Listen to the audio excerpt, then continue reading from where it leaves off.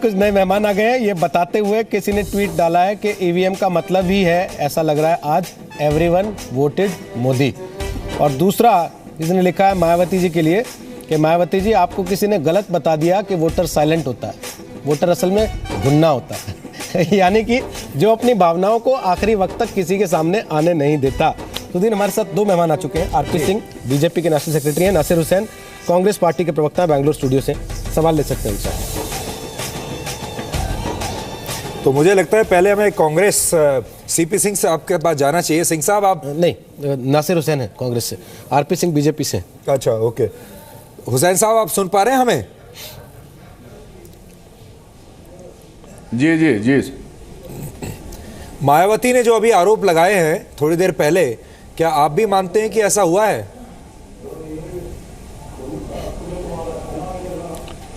देखिए, मायावती अपनी पार्टी के लिए, अपनी पार्टी के तरफ से वो कह रहे हैं। हम तो हमारी पार्टी से इस बात को किसी ने बोला नहीं है, तो हम मायावती के लिए हम बात नहीं कर सकते। बट अपनी पार्टी के लिए आप ये, अपनी पार्टी की तरफ से आप कह रहे हैं कि चुनाव जो है बिल्कुल सही हुए हैं और लोगों ने वाकई मोदी को ही वोट दिया है।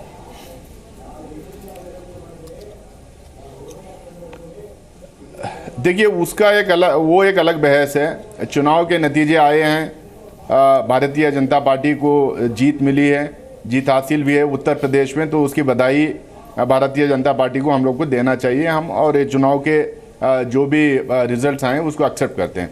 उसके साथ साथ में उत्तराखंड में हर 5 साल में एक टर्म कांग्रेस को, एक टर्म बीजेपी को वहाँ के लोग देते रहे हैं, तो ये बहुत ज़्यादा अनएक्सपेक्टेड नहीं रहा।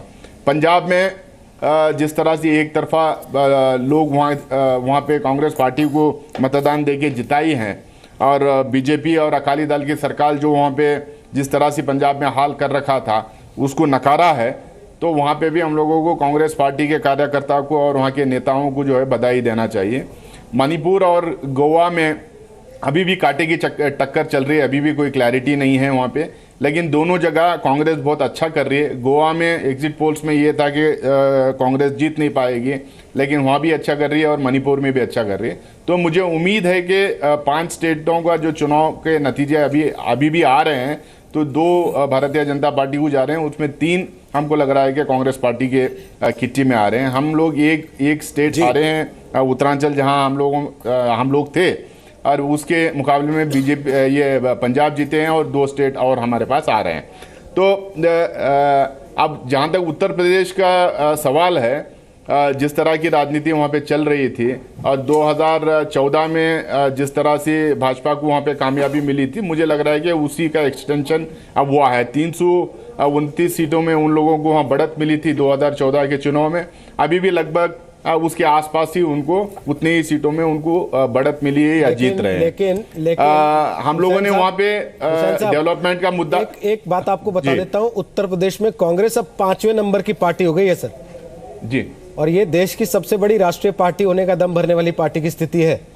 क्या आपको नहीं लगता कि आप लोगों को अब ये तय करना पड़ेगा कि राहुल गांधी कब तक?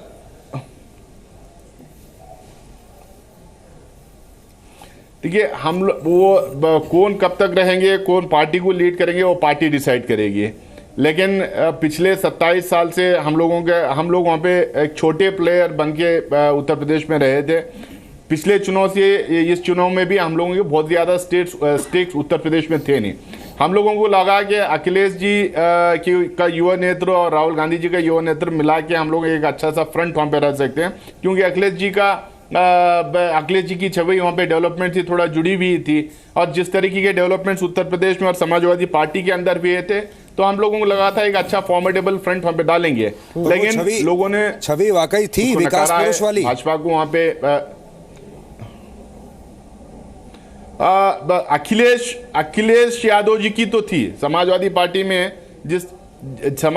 अब लेकिन जिस तरह से चुनाव लड़ा गया है, जिस तरह से पोलराइजेशन करने की कोशिश की गई, जिस तरह से 1 साल पहले से ही इस तरह के पोलराइजेशन के खेल में वहाँ पे भारतीय जनता पार्टी जिस तरह से लगी हुई थी, चाहे मुजफ्फरनगर हो, चाहे कैराना हो, या नहीं तो और दूसरे इश्यूज के लेके जिस तरह से हुसैन साहब, मैं आपसे एक बात पूछना चाहता हूं, हो रहा था, जब कांग्रेस पार्टी समाजवादी पार्टी के साथ गठबंधन कर लेती है ये सोचकर कि उसे मुस्लिम वोट मिल जाएगा और वो मुस्लिम वोट बैंक को कंसोलिडेट कर लेंगे, तब इसको पोलराइजेशन नहीं कहते, तब इसको सोशल इक्वेशन कहते हैं। तब ये क्या कहलाता है? देखिए, कहीं पे भी पूरे 1.5 महीने के चुनाव के प्रचार में हो या उसके पहले के जो प्रचार में हो, कांग्रेस पार्टी कहीं पे भी ये मुस्लिम यादव फैक्टर या मुस्लिम फैक्टर या कोई और कास्ट फैक्टर का नाम लेके चुनाव नहीं लड़ी।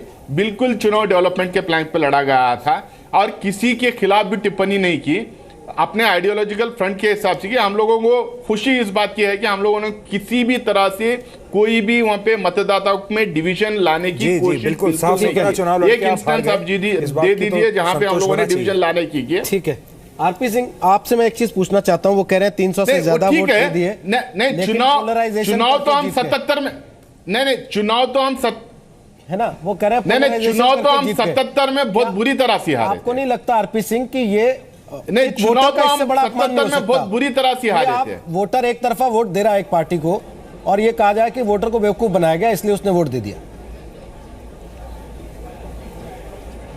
देखिए, दो बातें बड़ा स्पष्ट समझिए कि बाकी सब कुछ गिना रहे हैं, अखिलेश यादव की डेवलपमेंट की बात कर रहे हैं, ये बताते हैं सहारनपुर से लखनऊ वाली सड़क कहाँ चले गई।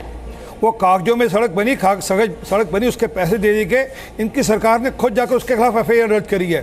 तो ये बता दें किस प्रकार की डेवलपमेंट है। मैं दूसरा और बताता हूँ, कैसा लॉ एंड ऑर्डर है गायत्री प्रजापति के साथ जो सारा मामला हुआ उनका, और जिस प्रकार सरकार उसको प्रोटेक्शन देती है गायत्री प्रजापति को। मैं उससे पहले के उदाहरणों की बात नहीं कर रहा, जब वो आजम खां की भैंसों के लिए वहाँ की पुलिस घूमती थी, और उसके बीच के और 10 एग्जाम्पल्स हैं, परंतु किस प्रकार का लॉ एंड ऑर्डर वहाँ था ये दिखता है।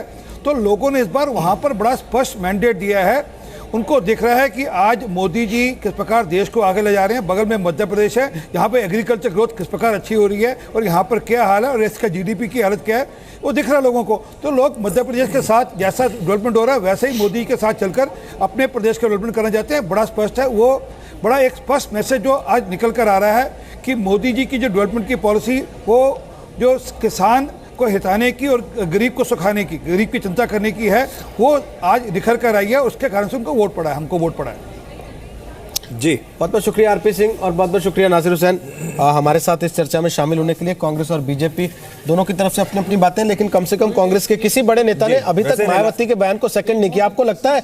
मैं थोड़ा सा ध्यान लाना चाहता हूँ आप सबका। बोलिए। थोड़ी देर पहले बात हो रही थी कि क्या मुसलमानों ने भारतीय जनता पार्टी को वोट दिया। देवबंद का जिक्र आया था, वो बहुत इंटरेस्टिंग कॉन्स्टिट्यूंसी में, थोड़ा उसका आंकड़े देख रहा था।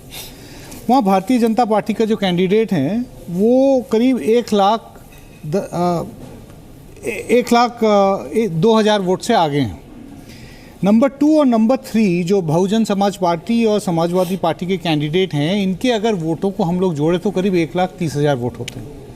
तो उसका मतलब है कि टोटल समाजवादी पार्टी और कांग्रेस गठबंधन ने करीब 56 मुस्लिम कैंडिडेट मैदान में उतारे हैं, जिसमें से करीब 33 ऐसे कॉन्स्टिट्यूंसीज हैं जहां पे बहुजन समाज पार्टी ने भी उतारे हैं।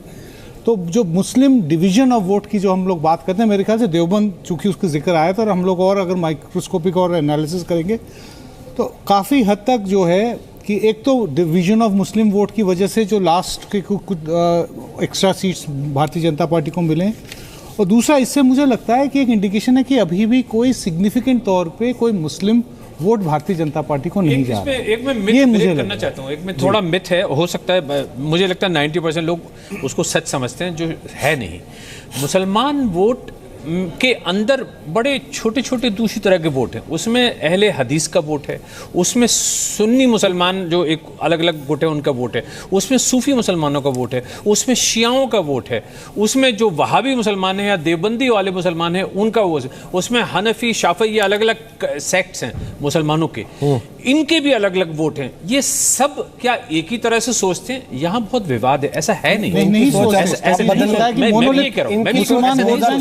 बदलने नहीं, लगी कि उसमें पहले से- भी बदलती थी? नहीं रोहित, उसमें बहुत सारे ऐसे लोग बाकी हैं, उस अगेन मैं कह रहा हूँ उसी सेक्ट में से ऐसे हैं जो बीजेपी को वोट देते हैं, बड़े इत्मीनान से देते हैं, खुल्लम खुल्ला देते हैं। और ये जो एक ट्रेंड है ना, ये समझ लेना कि सारा का सारा मुसलमान वोट जो है एक तरफा जाता है, वो गलत है। गलत है। मैंने अभी देखा फेसबुक में किसी ने पोस्ट किया है, आप- यूपी में 100 ऐसे सीटें हैं जो मुस्लिम बहुल हैं और वहां से 71 सीटें भाजपा के पक्ष में आ रही है। तो ये उसका क्या तो कारण दिक्कत है कि भारतीय जनता पार्टी ने हमेशा रिवर्स पोलराइजेशन को सर, मैं sacrifice इसी किया। चीज पे आना चाह रहा था। दूसरी नहीं, बात ये जो है, बात जहाँ आप लोग कर रहे हैं, मैं इसी पे आना चाह रहा था। आप देखिए, जैसे ही चुनाव अनाउंस होता है कहीं या नजदीक आने लगता है, सारे अखबार, सारे टीवी डिबेट्स, सारे पॉलिटिकल डिस्कशन, सारी पार्टियों की राय शुमारी टिकट बंटवारे को लेके वो इसी पे आ जाते हैं कि मुसलमान क्या करेगा। क्या आपको नहीं लगता कि जब इतना चर्चा होती है मुसलमान क्या करेगा, तो दूसरा पक्ष जो है जो बहुसंख्यक है वो भी कभी सोचेगा कि भाई हमारी कोई सोच ही नहीं रहा है, हम ही क्यों ना इकट्ठे होकर वोट दें। तभी तो बीजेपी की रिवर्स पोलराइजेशन की स्ट्रैटेजी कामयाब हुई है और आज नहीं 91 से सक्सेसफुल होते आ रही है। बात नहीं, तो वही ये है कि स्ट्रेटजी यूपी चुनाव बीजेपी ने बनाया या बीजेपी नहीं, के मेरे ख्याल से- विरोधियों ने बना के मेरे ख्याल उसको से अपना देखिए- रिजल्ट दे दिया। देखिए, दोनों करीब- में अंतर है। देखिए, करीब 30 साल के ऊपर हो गए कि कम से कम चुनावों को कवर करते हुए 91 में पहली बार भारतीय जनता पार्टी जब एक वाकई सीरियस फोर्स के तौर पे उभर के आई थी, तो सबसे पहले ये रिवर्स पोलराइजेशन का कॉन्सेप्ट जो है ये हिंदुस्तान की राजनीति में उस समय के जो बड़े नेता थे भारतीय जनता पार्टी के, जिसमें सबसे बड़े थ्योरेटिशियन गोविंदाचार्य थे, उन्होंने हम लोगों को समझाया कि जहाँ पे भी मुस्लिम सिग्निफिकेंट नंबर में होते हैं वहाँ पे हम लोगों की चांस ऑटोमेटिकली बढ़ जाता है, क्योंकि हमको ये मौका मिलता है कि अगर ज़रूरत है तो हम मुसलमान पोलराइज हो रहा है भारतीय जनता पार्टी के खिलाफ, उसको हम यूटिलाइज कर सकते हैं अपने बेनिफिट के लिए। और वो कामयाब हुआ था 91 में, अगर हम लोग जाके उस समय के चुनाव देखते हैं। बार बार हम लोग मुसलमानों की और दलितों की बात करते हैं। इस बार भी ये कहा गया कि मायावती ने 99 मुसलमान कैंडिडेट्स खड़े किए थे। मायावती एक खास तबके से अपने आप को संश्लिष्ट करती है। 3-4 बार वो मुख्यमंत्री भी बनी, यूपी के कद्दावर नेता मानी जाती हैं पूरे भारतवर्ष में। उन्होंने दलित समाज के लिए या जिस समाज के हित की बात करते हैं उनके लिए कुछ किया क्या? अगर कुछ नहीं किया तो केवल मात्र उसी को ही राजनीति बनाना उचित रहेगा। यार, एक ऐसा पार्टी जो कि सबके लिए काम करेगा, वैसे पार्टी के साथ आज के समय में लोग वोट देंगे, ये एक बहुत बड़ी बात है। और मुझे कहीं ना कहीं लगता है कि यूपी में वही हुआ है कि लोगों को लगता है कि जो पार्टी उनके काम करेगी, वो चाहे झलकती है। उज्ज्वला योजना हो, महिलाओं के सुरक्षा की बात हो, ट्रिपल तलाक जैसे मुद्दों पे ऊपर बहस करानी हो। किसी ने अभी कार्टून बना के भेजा है वोटिंग मशीन में जी, बीएसपी आगे लिखा है ट्रिपल तलाक, एसपी आगे लिखा है ट्रिपल तलाक, कांग्रेस आगे लिखा है ट्रिपल तलाक और बीजेपी के आगे कुछ नहीं लिखा है। वो कह रहा है इसीलिए सब बीजेपी का बटन दबाते रहे मुस्लिम वोटर।